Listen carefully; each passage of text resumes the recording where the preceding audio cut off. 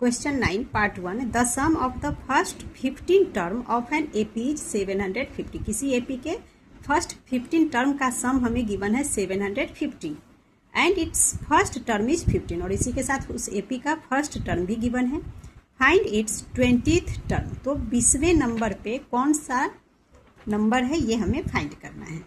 तो यहाँ क्वेश्चन में जो गिवन है पहले ये लिख लेते हैं। हमें गिवन है कि 15 टर्म का सम, फर्स्ट 15 टर्म का सम 750 के इक्वल है। तो फर्स्ट 15 टर्म का सम मतलब एस सम हो गया और कितने टर्म है 15, सो एस 15 ये इक्वल टू गिवन है हमें 750। इसके बाद first term that is a हमें गिवन है 15, ठीक है। तो 20th टर्म पूछा जा रहा है, that means A20 equal to what, ये क्वेश्चन में हमसे पूछा जा रहा है। ओके, तो सम ऑफ 15 टर्म हमें गिवन है 750, तो सम ऑफ nth टर्म का फॉर्मूला यहाँ पे हम लिख लेंगे, ठीक है। तो आप जानते ही हो sum of nth term is equal to क्या होता है n/2 into 2a plus n-1 into D. इस फॉर्मूला से इसे सॉल्व करेंगे। तो सम ऑफ 15 की जगह पे अब हम इस फॉर्मूला को सेट करेंगे। ओके, सो यहाँ पे हम लिख सकते हैं n/2 into 2a plus n-1 into T equal to में 750। अब यहाँ पे इनकी वैल्यू पुट कर दीजिए। n की जगह 15 हो जाएगा, 15/2 and in bracket 2 into A 15 given है, सो 15 प्लस n की जगह 15-1 इंटू में डी, ठीक है। डी हमें अभी फाइंड करना है, इक्वल में है 750। इस तरह से अब सॉल्व कीजिए। अगेन 15/2 हो जाएगा। Now 15 into 2 is 30 plus 15-1 is 14 D equal to 750 हो गया। अब देखो यहाँ पे हम क्या करेंगे, ये जो 15/2 है इसे इक्वल टू के बाद ले जाएंगे। इक्वल टू के बाद 750 नीचे में कुछ नहीं मतलब 1 है, सो क्रॉस मल्टीप्लाई आप समझ जाओ, ठीक है। तो 750 इंटू 2/15 हो जाएगा इक्वल टू के बाद। तो इधर हमारा ये पार्ट बच गया, ठीक है। सो इसे लिख लेंगे 30 plus 14t equal to 750 multiply by 2 upon में ये 50। क्लियर। अब यहाँ पे डिवाइड कीजिए 15 से 750, 15 5 जार 75 एंड ये 0। देन ये हमारे पास हो जाएगा 14t को स्टॉप करेंगे, सो 14t इक्वल टू ये 50 इंटू 2 मल्टीप्लाई करके 100 हो गया। 14t को स्टॉप किया तो 30 इक्वल टू के बाद आएगा, प्लस का 30 इधर आकर माइनस का 30, तो माइनस करेंगे तो ये हो जाता है 70।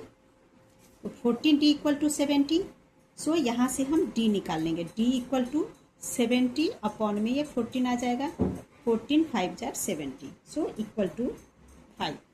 तो हमारे पास अभी कॉमन डिफरेंस आ गया 5। क्वेश्चन में हमें A20 का टर्म निकालना है, ठीक है। तो इसे मैं इधर निकाल रही हूँ। तो A20 ये हमें फाइंड करना था। A20 कैसे बनता है, फॉर्मेशन लिख लेंगे a प्लस 20 की जगह 19 into D is equal to A question में हमें 15 की वन है प्लस 19 इंटू डी अभी हमने फाइंड किया 5।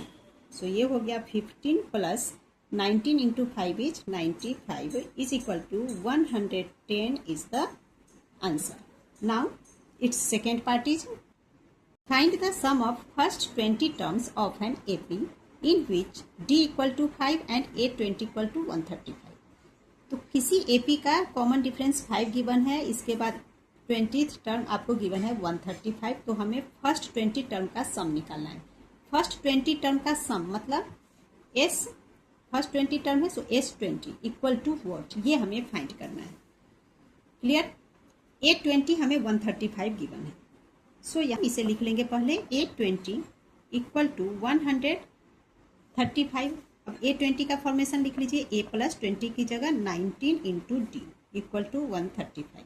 बिकॉज क्वेश्चन में हमें डी की वन है, सो इस तरह से सॉल्व कर लेंगे। यहाँ से हमें a निकल जाएगा, यानी कि फर्स्ट टर्म क्या है वो निकल जाएगा। So a plus 19 into D और डी 5 है, so 19 into 5 equal to 135। a equal to a को स्टॉप करेंगे तो ये 135।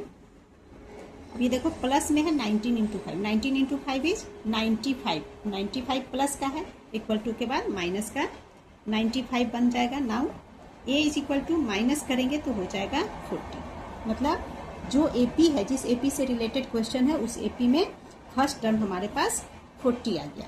ठीक है, अब सम ऑफ 20th टर्म हमें फाइंड करना है। तो इसके लिए SN का फॉर्मूला लेंगे, तो हम लिख लेंगे sum of nth term equal to formula होता है n/2 into 2a plus n-1 into D. Clear. अब यहाँ पर SN की जगह हम लिखेंगे S20 equal to n equal to 20 हो गया, सो 20/2 इंटू 2 इंटू ए हमने 40 फाइंड किया है, प्लस n की जगह 20 -1 इंटू डी हमें गिवन है क्वेश्चन में 5। सॉल्व करेंगे, 2 से 20 डिवाइड कर दीजिए तो ये हो गया 10, तो 10 into 2 into 40 is 80 plus 20 -1 is 19 और 19 में 5 मल्टीप्लाई करेंगे तो 95। नाउ 10 इंटू 80 प्लस 95 इज 175, दोनों को इंटू करेंगे तो आ जाएगा 1750 is the answer. Sum of 20th term कितना हो गया 1750। ओके।